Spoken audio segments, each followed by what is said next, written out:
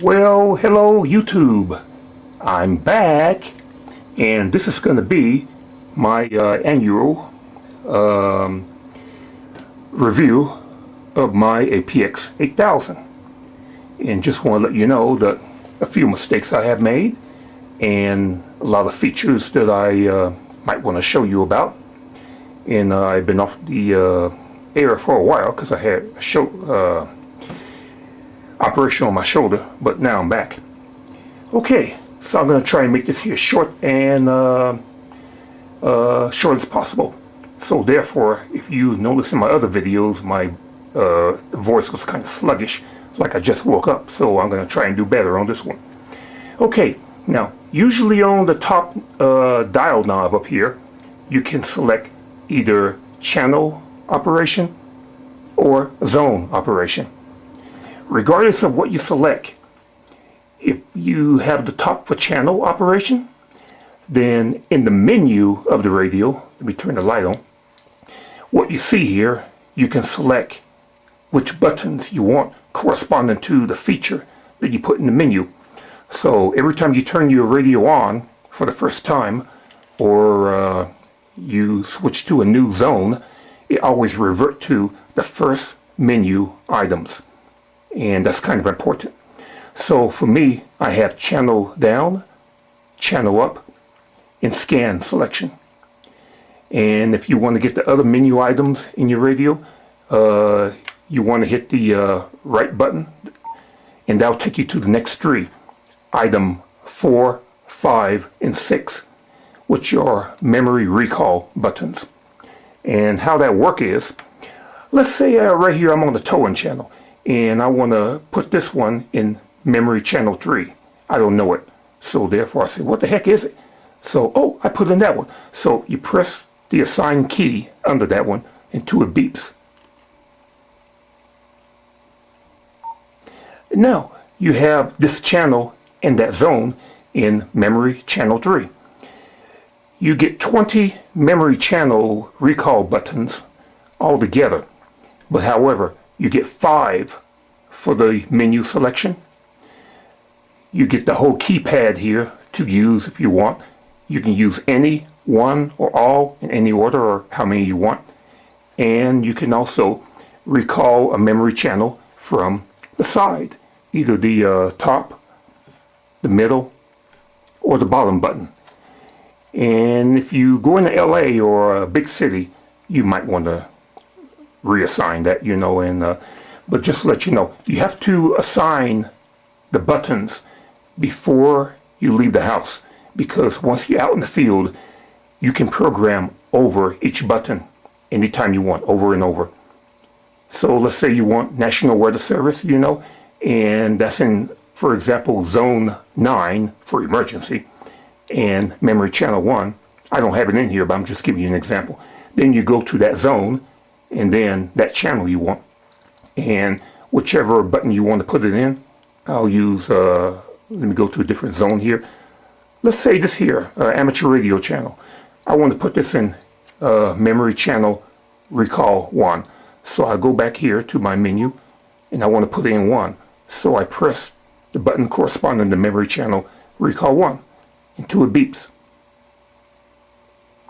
Now, and that is in there.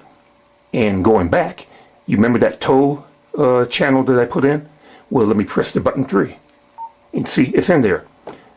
And it's very simple. And like I say, if the top knob selector is on zone or channel operation, it doesn't matter. You can always add a channel up, or a channel down, or a zone up, or a zone down, or channel and then the 2 corresponding numbers, or a zone and the 2 corresponding numbers to recall a channel in the zone. It's very versatile, and it's your radio, your needs, what you want to do with it. Okay, going down my list here. Okay, let's see what else I have in the menu button here. Let's see, I have 3 memory recall buttons and battery. See how much battery life is in here? Let me press it. And I'm at 90%. So I'm going to exit, and let me go to the clock. I drug the clock icon into my menu. So once a month you lose approximately 30 seconds off of the clock setting. So it would be a good idea to always keep up to date with your clock. Okay, and then like I said, for the menus, wherever you put in menu order, the first 3 menu items will always be the first 3 when you power up the radio. And whichever you want to go to the next set of 3 or back to the other set of 3, it's always in sets of 3. So, and you can rearrange the menu buttons in the software in any order you want. But it'd be a good idea just to put them in when you program the radio. Make a list so you know. And the radio has FPP already programmed in it. And if you want to use FPP into the menu selection, I'll show you what's not going to happen. See, it's not in there. But you put it in there, but why is it not in there? Oh, you need a key to put on the side. So, and then it's invisible. Once you attach it on, and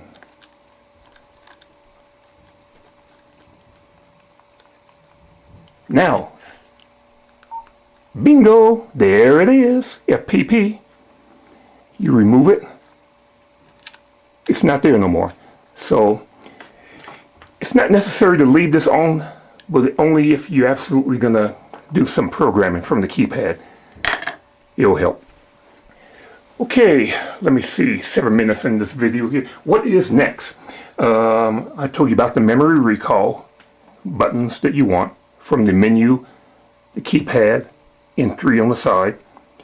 You get a total of 20. Okay, and I told you about the channels, if you want to put that in the menu section or not.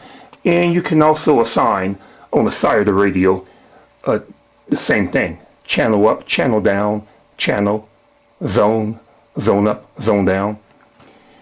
Okay, personalities. You have to define what type of channels you're going to use for your radio. If it's P25 or non-P25. So what I did was, when I first got the radio, I accidentally programmed one channel for one personality. And just for the heck of it, I kept playing with the radio. Well, let me see. The radio has 3,000 channels. So let me just go to on my software tab and keep pressing the personality tab and see how far it will go. And it stopped at 250. And I said, well, maybe the rest are used for trunking operation, but no, it's not. Because under each personality, you have to hit the channel tab, and that will allow you to assign more channel slots into a personality. So now you can have 25, for example, 25 amateur radio frequencies for one personality, and you can have, just an example, maybe 5 police digital channels for personality number 2. So you have to define them, you know. And also, either they're going to be receive only or receive and transmit. But you cannot mix in the personality digital with non-digital. You have to be one or the other. But you can create as many personalities as you want. But when you get to your zone programming, you want P25 and your regular amateur radio channels in a zone. You can do that. But it only first has to be defined from the personality when you create it. Okay, so 250 personalities times, depending on how many you have in each one, will give you 3,000 channels. Profile. This should be very interesting. The radio comes with 4 profiles. For example, the default is so you can turn your radio at its very loudest, or you can set your volume at the lowest, and you want your backlighting on your radio to turn on every time you press a button. And if you connect a speaker mic, do you want your audio to only stay through your speaker or your speaker mic? And that's the standard, you know, the default, you know. But what if you're going into a bank and you don't want everything blasted up or something like that? So on profile number 2, you can program it to have your audio routing through your speaker mic. When you press a button on your radio, the backlight will not turn on. And when you press a button, you don't want your radio to beep. And therefore, that's how you set it up. But before you save that personality, it would be a good thing to do to select back the profile number 1, and then you have it all set. Because if you don't, you're going to go out and say, hey, my radio is not very loud anymore, and there's nothing you can do. So you have to go back home and program it and reset it back to personality number 1. So just want to share that little feature. Okay, zones. When programming your channels into a zone, like I said, you can mix P25 and your regular standard channels that you want. There are 2 checkmark boxes on the personality that you're programming.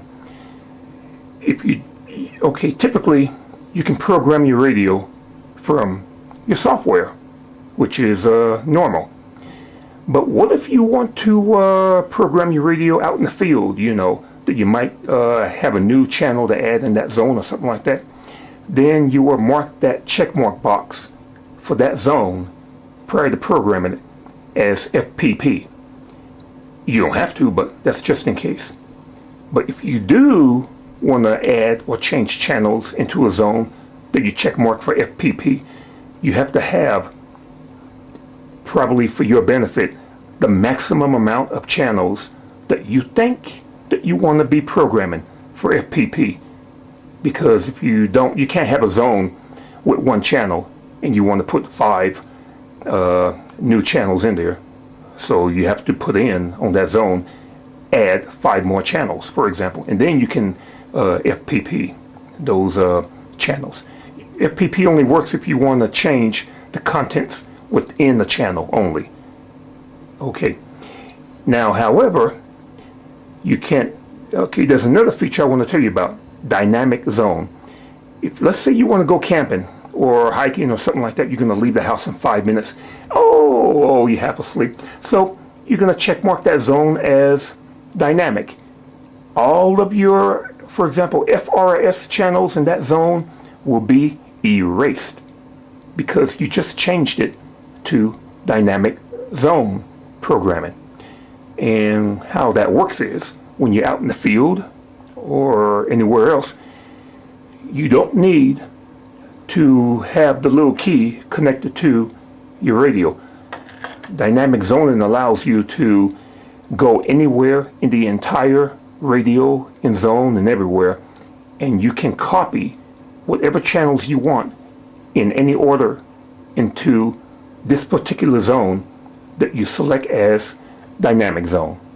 So before you make a mistake and lose all your information, it'll be best to save it before you accidentally press that button. I just want to save you some time and stuff like that, so you won't get messed up. Oh man, now you have to take another 20 minutes to reprogram and everything all over again. Okay, here's something else I found out I never use.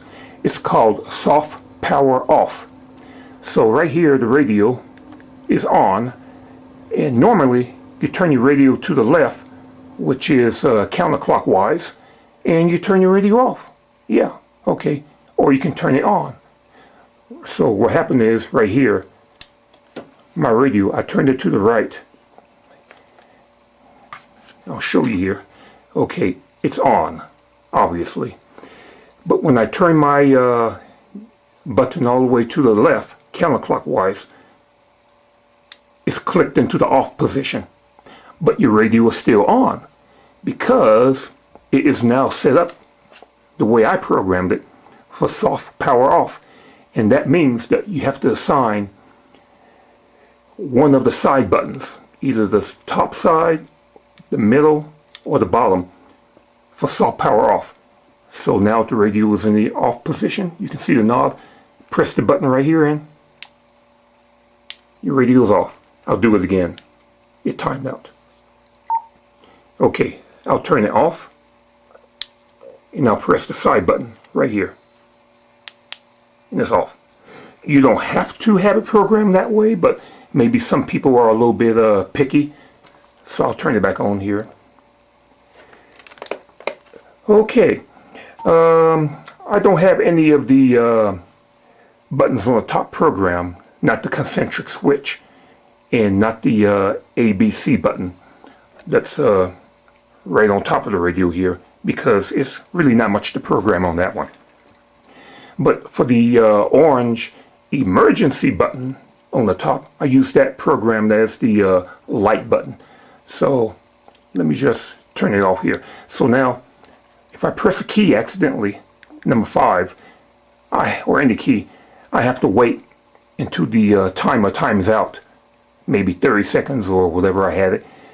But if I don't want to wait that long, I program the orange button on top as a light button also, so that overrides it. It overrides the timer, and you can always turn it on for 1 minute and off for 1 minute. So the orange overrides it. So if you don't want the button on right fast, then just turn it off. So it's pretty much up to you. The radio was pretty much easy to use, and there were some errors that I have done, you know, like I said, but everything is all corrected. But anyway, just the main thing to remember about the radio here.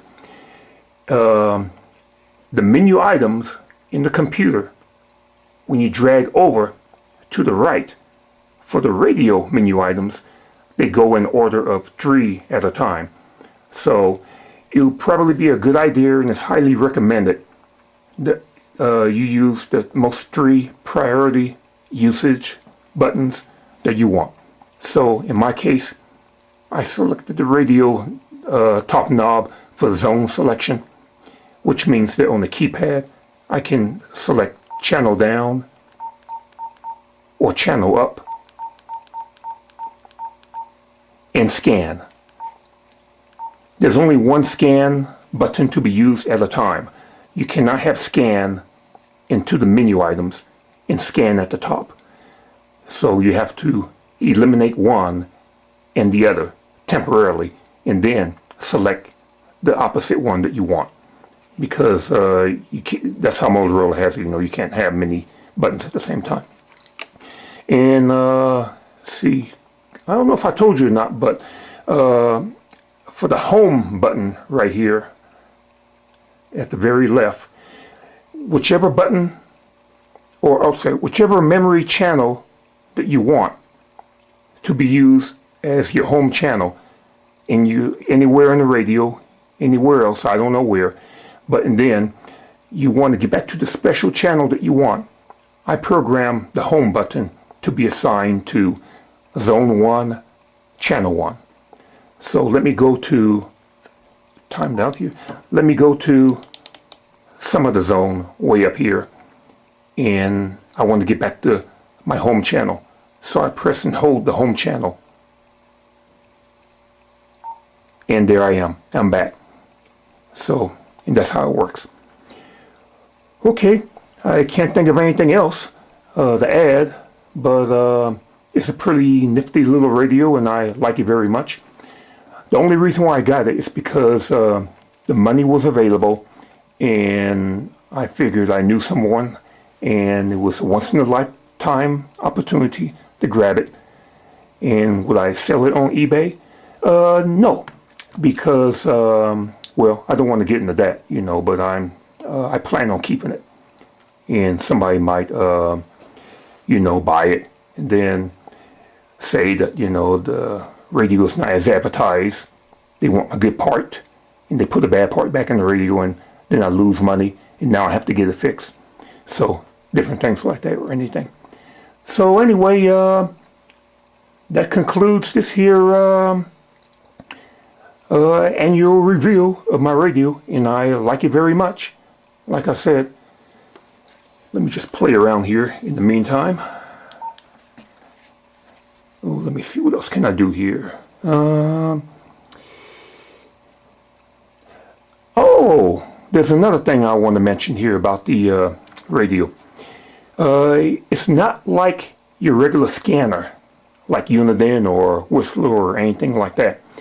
You can scan up to 30 channels per zone.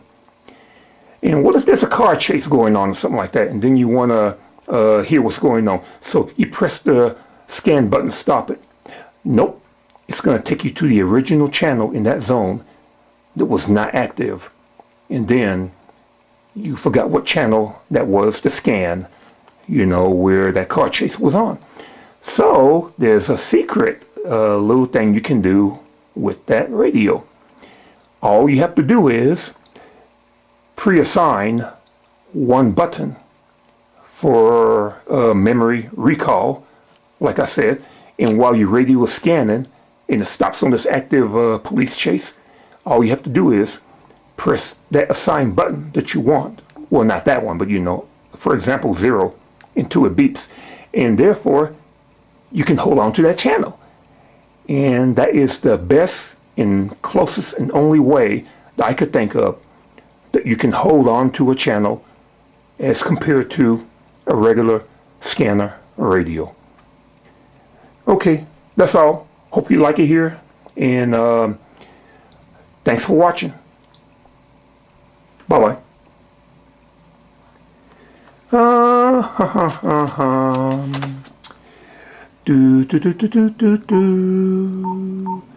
See everything I have here.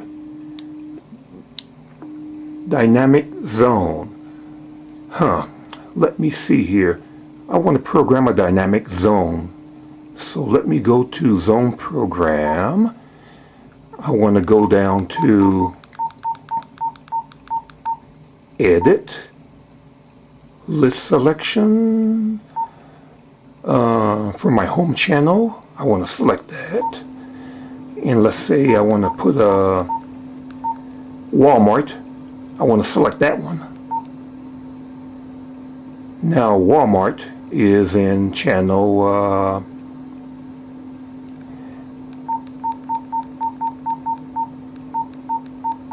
where did I put Walmart at? Walmart is in channel number 9 in the programmable zone. Okay, and the exit. It's all done. Let me see. Family radio service channel. Okay. Let me go to dynamic zoning again.